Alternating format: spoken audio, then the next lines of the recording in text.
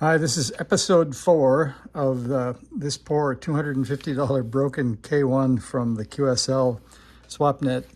So I'll quickly give you an overview in case you missed all episode 1, 2, and 3. So I bought it for $250 knowing that it's broken. I get it home and find out that the VFO pot was in many pieces and basically was no longer connected. I got lucky and found a 100K Bourne's pot in my parts bin. I put that in, but as someone pointed out, we don't care about the VFO. We want to know why it doesn't receive. So that turned out to be the fact that somebody had removed both the noise blanker, what's this cap here, that J2 pins 2 to 10 and J1's pin 4 to 8. So this is noise blanker and this is the ATU. We put those in and now we could receive.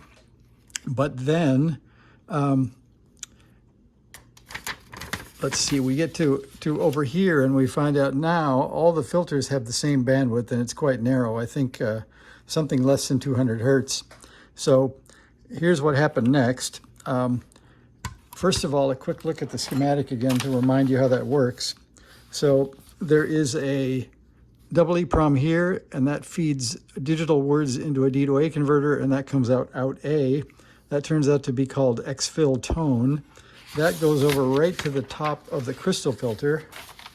You can see that voltage drives this divider network that sets a voltage on these variable capacitance diodes. So that's how the crystal filter works. So I went to work measuring and found out with, first of all, if you, I guess you've got a K1 if you're watching, but if not, when you plug them in, you can go into edit mode.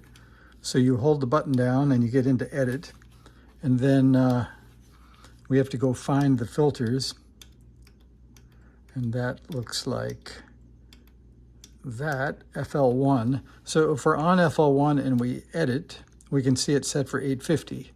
And we leave that and come back out, and then over here I hold in exfil to change it to FL2.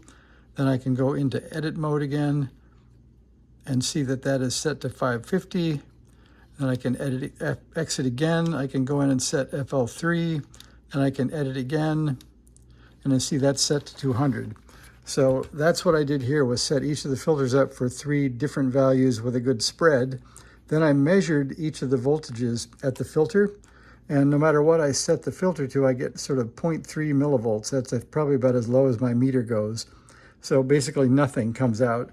And then sort of sitting at dinner tonight, I realized that on the schematic, we do cross between, over here, we cross between the front panel. Sorry. So this is the front panel schematic. So we cross between the double EEPROM, the D to A converter. We go out, what is that, pin 5 of the front panel connector. So it wasn't a sure thing that that was coming back in pin 5. And you can see there's exfil tone coming in the pin 5 into the RF board. And then we look way up here and it says exfil tone is up there somehow. So somehow between the crystal filter and, if you look on the front panel, we can zoom in right here. So I think, where did we leave it? We left it on,